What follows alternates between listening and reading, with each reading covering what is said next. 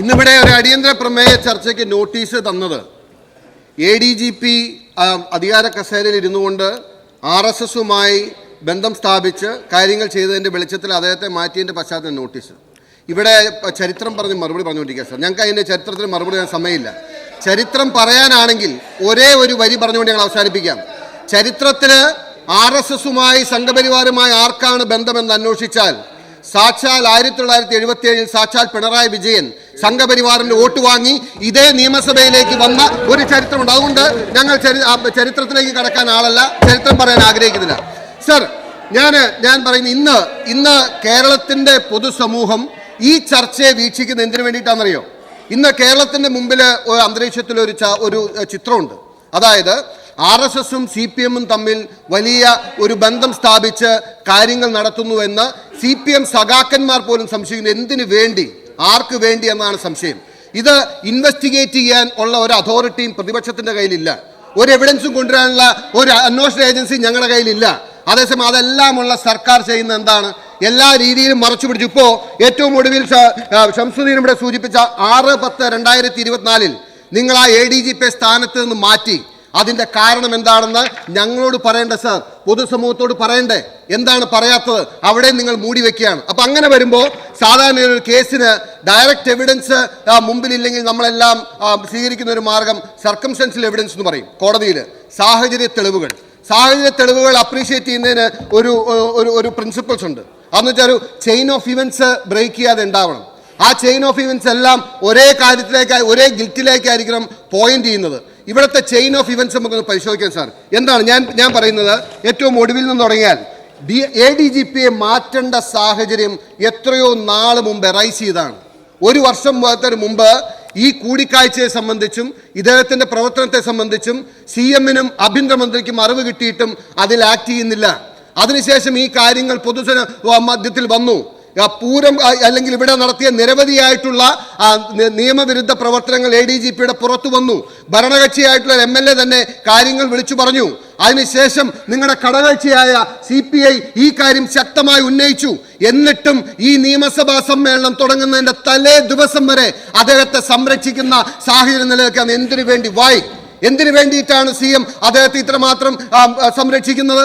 ആ കാര്യത്തിന് ജനത്തിന് മറുപടി പറയണ്ടേ? എന്നിട്ട് മാറ്റുമ്പോൾ എന്തിനു വേണ്ടി മാറ്റി, എന്തുകൊണ്ട് മാറ്റി എന്ന് പറയാനുള്ള ആർജവം ഈ സർക്കാരിനും ആഭ്യന്തരമന്ത്രിക്കും ഇല്ലാതെ പോവുകയല്ലേ? ഞാൻ ചോദിക്കട്ടെ സാർ, ഇതിനു മുമ്പ് ഇത് ഒറ്റപ്പെട്ട സംഭവമല്ല സാർ.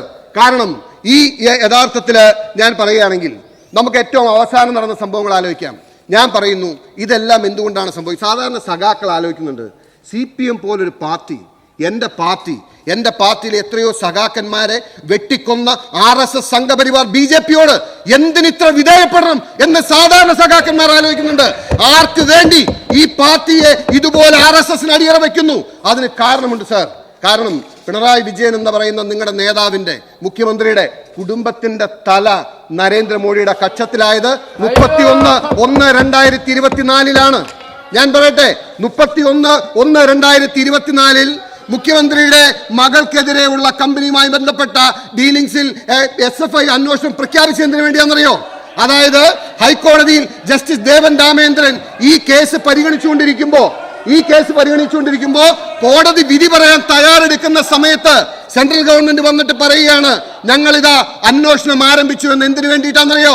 ഹൈക്കോടതിയുടെ കയ്യിൽ നിന്നും ആ കേസെടുത്ത് മാറ്റുന്നതിന് വേണ്ടിയായിരുന്നു സാർ. 8 മാസം സമയമാണ് കൊടുത്തത്. കറക്റ്റായിട്ട് 8 മാസം പൂർത്തീകരിച്ചു. എന്താണ് ഇതുവരെ SFI അന്വേഷണം പുറത്തു വരാത്തത്?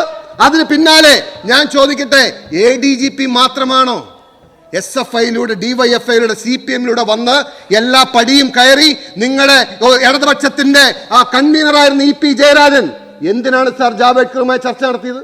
ചുമ്മാ വഴിയെ പോകുമ്പോൾ വീട്ടിൽ കയറി വന്നാന്ന് കേരളത്തിലെ ജനങ്ങളോട് പറയാൻ നിങ്ങൾക്ക് ലജ്ജയില്ലെന്ന് ഞാൻ ചോദിക്കുന്നത്. അത് മാത്രമാണോ നിങ്ങളുടെ ഇടതുപക്ഷത്തിന്റെ കൺവീനറായിരുന്ന EP ജയരാജനെ മാറ്റേണ്ടി വന്നു? എത്ര ഇൻസ്റ്റൻസ്? ഒന്നല്ല, ഒരുപാട് ഇൻസ്റ്റൻസ് RSSുമായി ബന്ധം CPMുമായി സ്ഥാപിക്കുന്നു. നിങ്ങൾക്ക് മറുപടിയില്ല, നിങ്ങളുടെ മുഖ്യമന്ത്രിക്ക് മറുപടിയില്ല, നിങ്ങളുടെ ഘടകകക്ഷിയായ CPI നിരവധി വട്ടം ഇത് ആരോപിക്കുന്നു, ആക്ഷേപിക്കുന്നു, ഉയർത്തുന്നു, മറുപടിയില്ല. ഇത് കാണിക്കുന്നത് CPMും RSSുമായിട്ടുള്ള ബന്ധം. ഇനിയിപ്പോൾ ഇവിടെ വായിച്ചില്ലേ സാർ? ഇപ്പോൾ ഞാൻ ഈ ജഡ്ജ്മെന്റ് വായിക്കുകയായിരുന്നു. ഈ ജഡ്ജ്മെന്റ് സാധാ ഇപ്പോൾ BJP-ക്കാരുടെ പ്രസംഗം എന്താണ്? BJP-യുടെ പ്രസംഗം കേട്ട പൊതുയോഗത്തിൽ പ്രസംഗമില്ലേ? സുരേന്ദ്രനെ കുറ്റവിമുക്തനാക്കി, സുരേന്ദ്രനെ ഒരു തെറ്റും ചെയ്തിട്ടില്ല. എങ്ങനെയാണ് സാർ ആ ജഡ്ജ്മെന്റാണ് എൻ്റെ കയ്യിലിരിക്കുന്നത്? ഈ പിണറായി വിജയൻ സർക്കാരിന്റെ ഈ ആഭ്യന്തര വകുപ്പിന്റെ ഔദാര്യത്തിലാണ് സാർ സുരേന്ദ്രൻ കുറ്റവിമുക്തനായത്.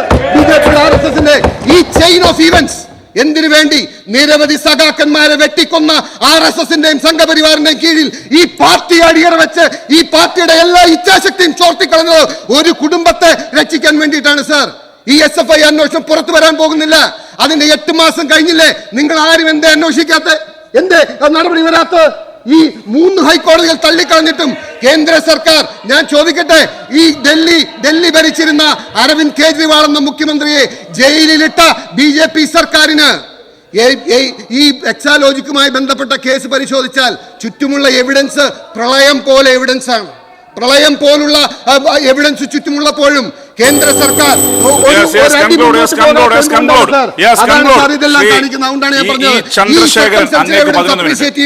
കേരളത്തിന്റെ പൊതുസമൂഹത്തിന് കൺക്ലൂഡ്